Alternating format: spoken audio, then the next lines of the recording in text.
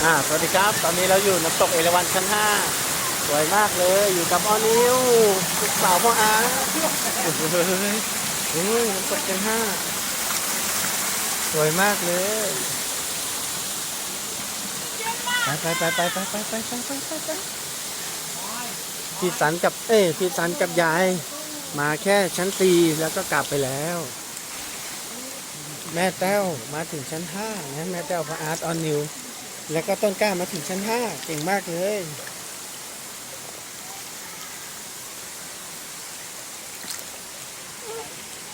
อุ้ยลื่นชั้น5ถึงแล้วจะไป6 7อีกนิดเดียวเองใส่รองเท้าใส่รองเท้าอุ้ยชั้น6 7ก็เดินแบบนี้ไงจะสวยดีนะเดินไหวไหมไม่ไหวพออาร์ตอุ้มกระดาษมาโอ้โหขากอดฟ้าไว้รองเท้าอย่าล่วง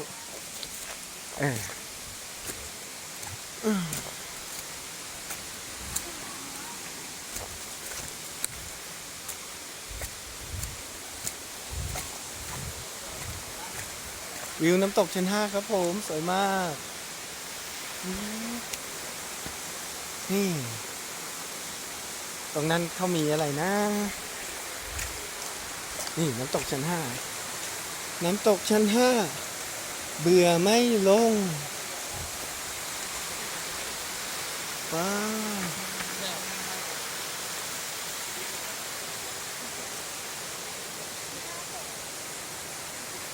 ว้า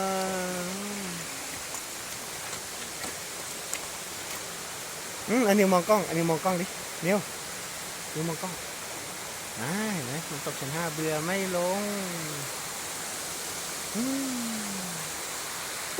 สวยจังเลยวะลูกสาวพ่ออาร์ตเนี่ยไปกลับกันเถอะต้นกล้ากลับแล้ว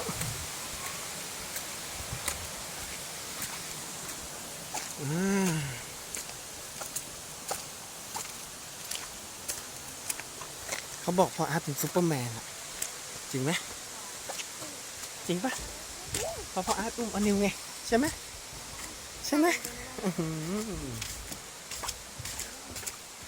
อนิวขี่ขอพ่ออาร์ตไหมขี่ไหมรีวิวเส้นทางลงจากน้ำตกชั้น5เป็นระหว่างตอนจะนัดกลับมาหนูจะขี่ก็เพื่อนัดจังเดียวตอนพ่อนัดกับตอนพ่อนัดกลับมาจะขี่ขอพ่อนัดอย่างเดียวแล้วตอนพ่อนัดไม่กลับขี่ขอพ่ออาร์ตปะไม่ขี่อุ้ยต้นอะไรเนี่ยสวยจังเลยเนี่ยคดเคี้ยวเลี้ยวรถดีจังเลยว้าวเหมือนนั่นงูเลยแต่ไม่ใช่งูเป็นไม้เครือเถาว้าวไปบันไดก็สลับเลี้ยวไปมีหักเป็นบางอันนะอำนวยความสะดวกมาถึงชั้น5ชั้น6ชั้น7ต้องปีนป่ายหน่อยทำความเคารพสาธุสิ่งศักดิ์สิทธิ์ทุกสิ่งอย่างทำความเคารพครับสาธุ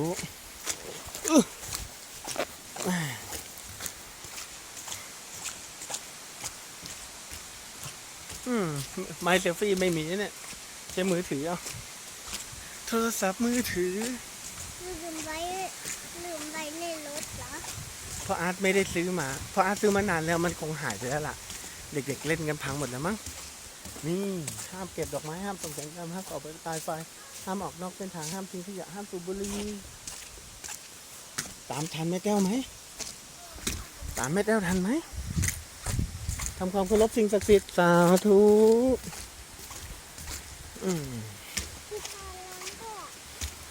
สาธุ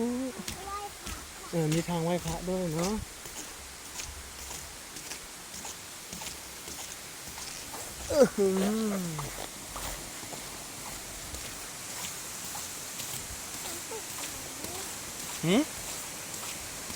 อะไรนะเฮ้ยตรงนี้คือน้ำตกเนี่ยนะแรงมากเลยใช่ผ่านไปแล้วแต่ทางซ้ายแรงมากแรงที่สุดเลยทางซ้ายแรงที่สุดเบื้องบนคือแผ่นฟ้ากว้างเบื้องล่างคือทานน้ำไหล ตัวฉันมีกาน้ำหนึ่งใบกับกองฟืนที่วางอยู่เรียงรายชั้นห้าไม่ไกลมากครับไปมาแล้ว กลับได้แค่ชั้นห้าเหมือนกันเด็กกลับแล้ว มีม่านน้ำมีเหมือนเก้าอี้น้ำ ครับ ไปเบื้องบนเป็นแผ่นฟ้ากว้างเบื้องล่างเป็นทานน้ำไหลตัวฉันมีกาน้ำหนึ่งใบ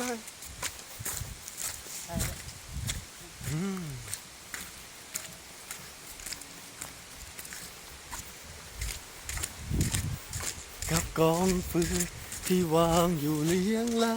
ยผ่านมาปีแล้วปีเล่า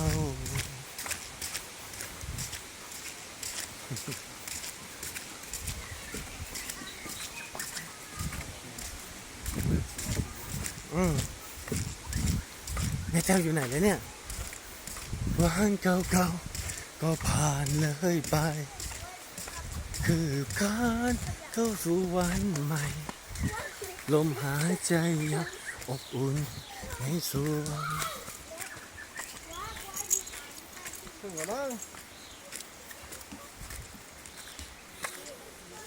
ว้าวต้นไม้ใหญ่โอ้ต้นไม้ใหญ่ใบแทบไม่มีแต่ต้นใหญ่มาก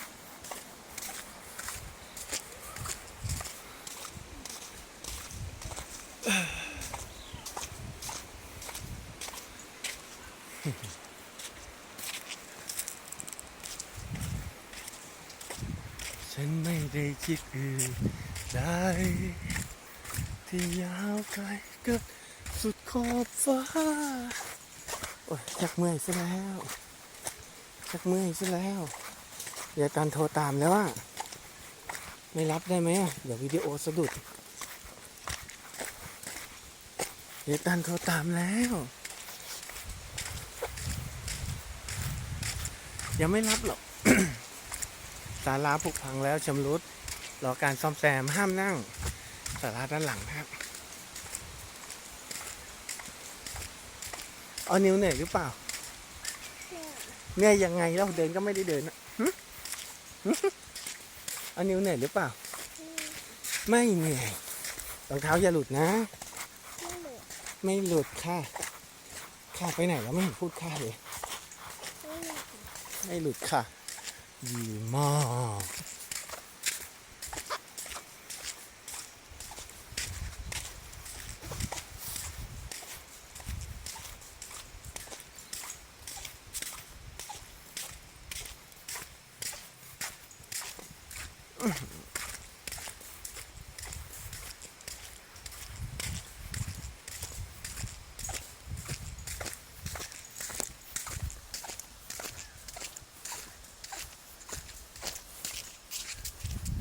เส้นทางสวยงามมาก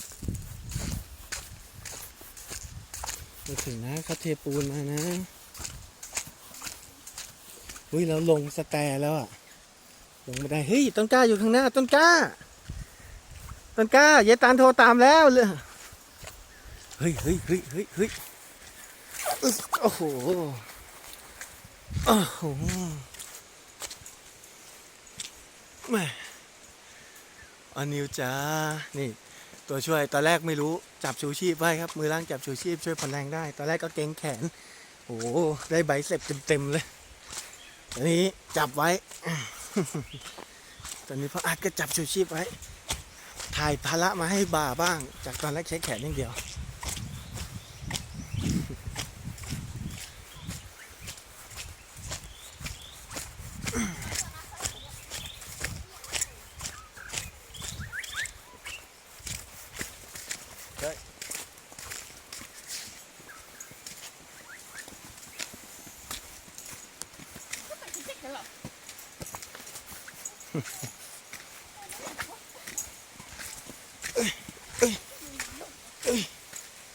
ต้นไม้โค่นต้นไม้เอียงต้นไม้เอียงนะ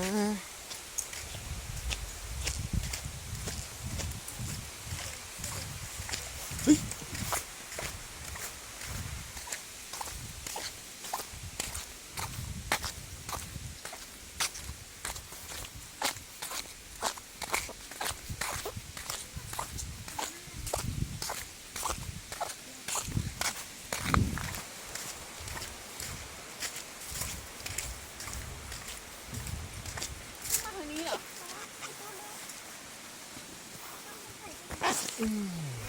ถึงอะไรนะเนี่ยนะ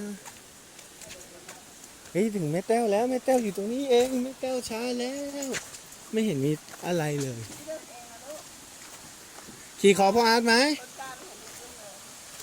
ต้นกล้าเก่งมากเลยต้นกล้าเก่งที่หนึ่งออนิวเก่งที่สองพี่ซันต้าแพ้หมดเลยพี่ซันต้าไม่มาเนี่ยพี่ซันต้าแพ้แต่ถ้าซันต้าแค่เนี้ยไม่ไกลหรอกเดินสบายถึงชั้น7ยังไหวเลยรีบกลับจังเด็กน้อยรอเด็กโตก่อนพออาร์ตไหวอยู่แล้วพี่น้องเดินเอง พออาร์ตไหวอยู่แล้วต้นกล้าเก่งมาก เดินตูดลาน ต้นกล้ามองกล้องลูกต้นกล้าเก่งมากเลยครับ เดินเองได้เนี่ยหนูเก่งมากเลยหนูเบ่งกล้ามหน่อยดิขึ้นสูงแล้ว ขึ้นซ้ายขวาซ้ายซ้ายขวาซ้ายทางขึ้นครับทางขึ้นว้าวขึ้นชันอยู่พอสมควรในกล้องไม่เห็นชันเลย นั่งพักไหมล่ะเหนื่อยไหม อย่างนี้ไหมชัน เหนื่อยไปนั่งไม่เหนื่อย ลุย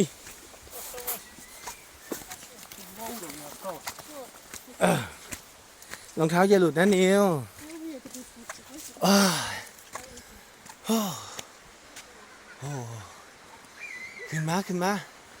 หนึ่งหอบกันเลยทีเดียว หลับไหม หนึ่งหอบไม่หลับแล้วหนึ่งหอบกันเลยทีเดียวอ้ายทางลงนี่เนี่ยเราต้องคอยเบรกอุ้ยต้นไม้โค่นยกลากไว้เลยอะฝนตกเยอะหรือลมแรงขามาไม่เห็นนะเนี่ยอ๋อนี่ลากแก้ว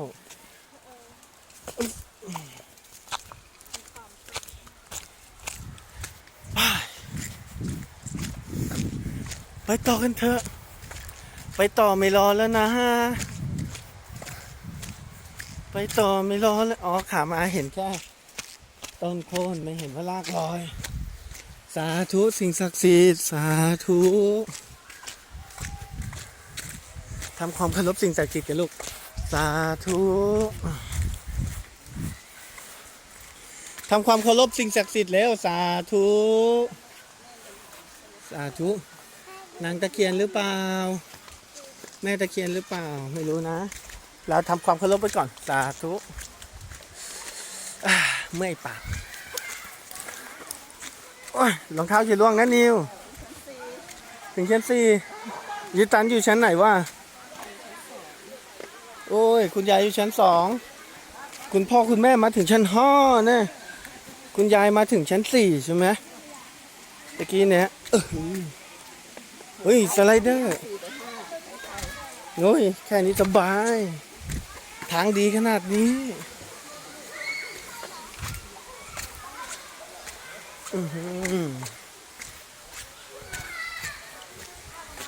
เรียบร้อยไปได้แค่ชั้น5ครับ งอแงแล้วหมดแรงแล้ว อ่อนจะนอนแล้วครับเดินได้เลยเด็กเล็กเหนื่อยไหมครับ เหนื่อยไหมครับ เดินเอง คนนี้เก่งชนะเลิศจะอุ้มมั้งเหรอให้พ่ออุ้มไหม ไม่เอา แม่อุ้มไม่ไหวนะ ให้พ่ออุ้มเถอะมาพ่ออุ้มได้ ให้พ่ออุ้มไหมให้พี่นิวลองเดินมั่ง ให้พ่ออุ้มไหมพ่ออุ้ม2 คนก็ได้ลูกพ่อ ได้ไหมให้พ่ออุ้มไหมพี่เดินเอง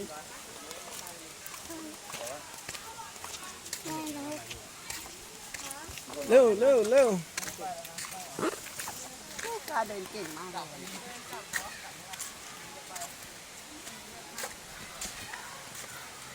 ย ไปนิวกอดพอสูงอย่าห้อยตูดเดี๋ยวล่วง กอดพอสูงอย่าห้อยตูดหลับแล้วอันนิวจะหลับแล้วใช่ไหมใช่ไหมคะอันนิวจะหลับแล้ว ไม่รู้อ่ะมันไม่มีเวลา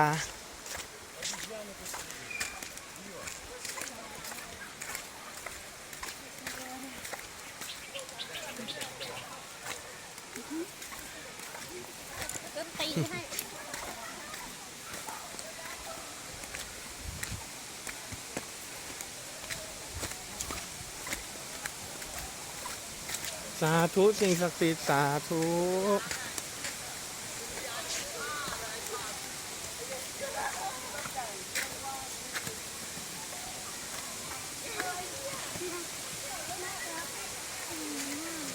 ว่าง หนูง่วงให้พ่ออุ้มไหมลูกต้นกล้าหรือต้นกล้าแข็งแรงพอที่ไม่ต้องให้พ่ออุ้ม ป้าจะไปชั้น7กันได้นะพี่ไงแล้วก็เจอเขาไอ้ปุ้งจริงไม่ลงทางเดียวเดี๋ยวกูไปรอทางลงเลยจะไปชั้น3แล้วล่ะ ต้นกล้าหนูเก่งมากเลยลูกที่ไม่ต้องให้พ่ออุ้มหนูมีความแข็งแรงทางร่างกายมากเลยอ่ะเพราะว่าหนูจะเก่งมากกว่านี้นะถ้าหนูกินข้าวเยอะๆกินผักเยอะๆอะจริงไหมครับ จริงไหมว้ายทางขึ้นอีกแล้ว อันนี้กอดขอพ่อดีๆลูก กอดบันไดไว้ เกาะบันไดไว้ดีมากดีมากเอาหลบดิให้เขาขึ้นหน้าดิจะได้อยู่ในกล้องมั้ง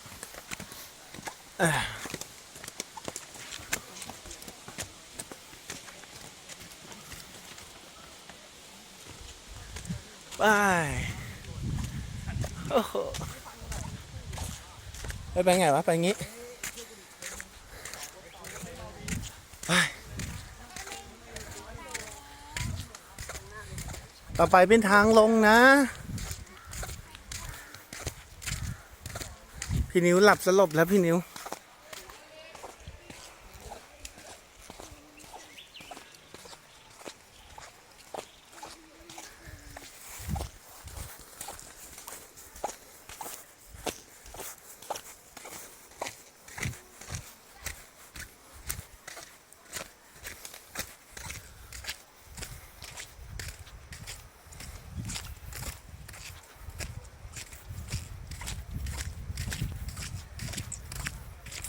ต่อไปโอ้โหทางลงบันไดชันนะต้องใช้ความต้านทานของกำลังขาเยอะหน่อยนะวันนี้แม่แต้วเก่งมากเลยอ่ะขึ้นได้ถึงชั้น5เนี่ยเฮ้ยยายตันถึงแค่ชั้น4เองน้องซันถึงแค่ชั้น4เอง หลับนะ ลาปฏิลาบนบาห้อยตูดห้อยโอ้ยทางลงยังชันนะมีเด็กหลับอยู่ข้างหลัง1 คนนะ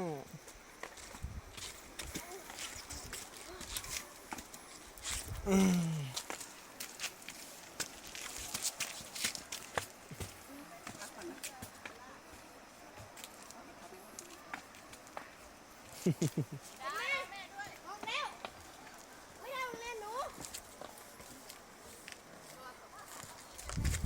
้ายค่อยๆลงนะต้นกล้าค่อยๆลงนะนั่งพักเหรอแต้วอุ้มลงไปให้ถึงพื้นข้างล่างก่อนไปอุ้มไม่ไหวหรืองั้นมาถือกล้องมาเดี๋ยวพ่ออาร์ตอุ้มเอง ไม่ต้องให้พากิ้งตกมันเดินไหว ต้นกล้าไหวไหมลูกก็เดี๋ยวก็เกาะราวบันไดไว้นะ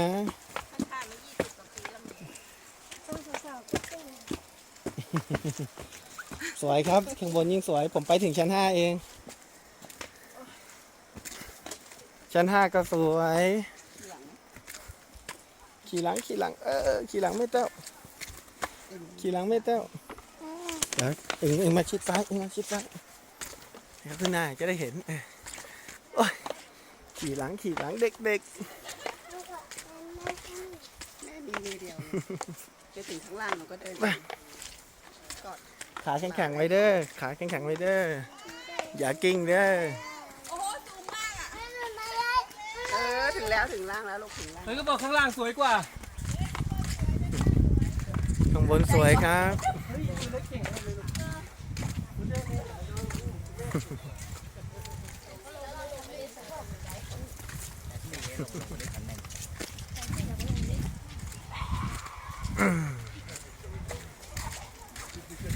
โอ้ยเอานิ้วหลับไปแล้วโอ้ย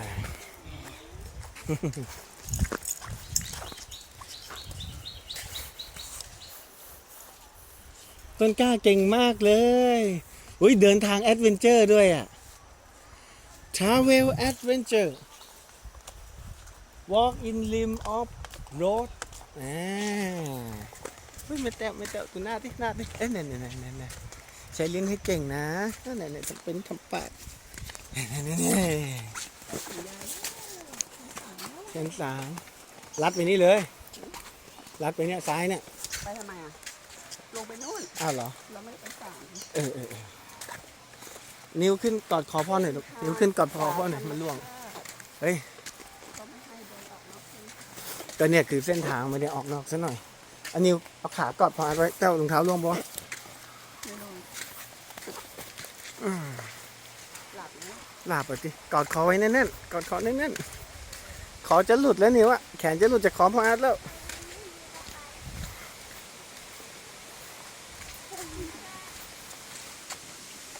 เป็นไตนิดเดียวเอง น่ารัก กล้องเห็นไหม เห็นมัน เห็นหน้าเอานิ้วไหม เห็นดีมั้งมองไม่เห็น โอ้ยขึ้นสะพาน แล้วลงนี่เลยไหมโดดลงตุ้มชั้นสองดีไหม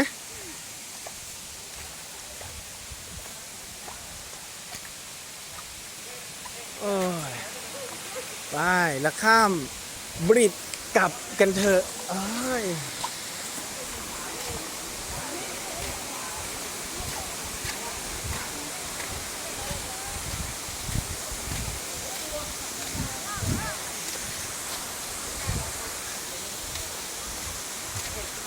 เฮ้ยมีกล้องวงจรปิดด้วยอ่ะ มีสายไฟฟ้าเข้ามาหา สายไฟเส้นเบลเลอร์เลย นี่ไงกล้องวงจรปิด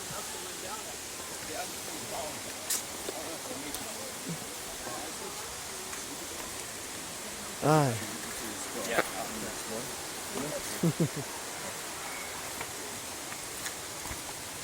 อ้ายนี่จับขาวให้นี่ใช้กำลัง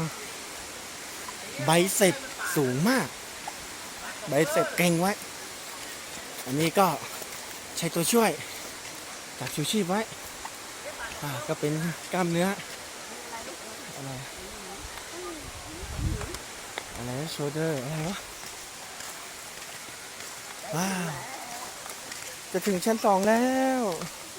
น้ำไม่ได้กินสักหยดแล้วคุณน่ะ ถึงแล้วถึงที่ยายตันอยู่แล้ว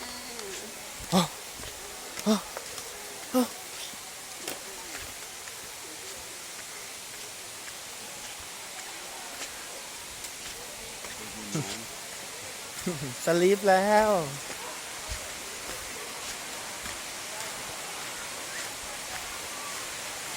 ทอยเล็ต50 เมตร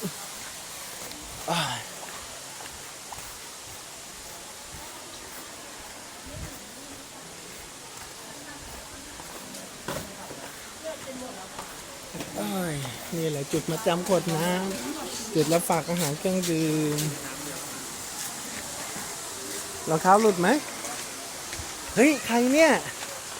ต้นกล้าหรือเปล่าต้นกล้าหรือเปล่าเก่งจังเลยมามุด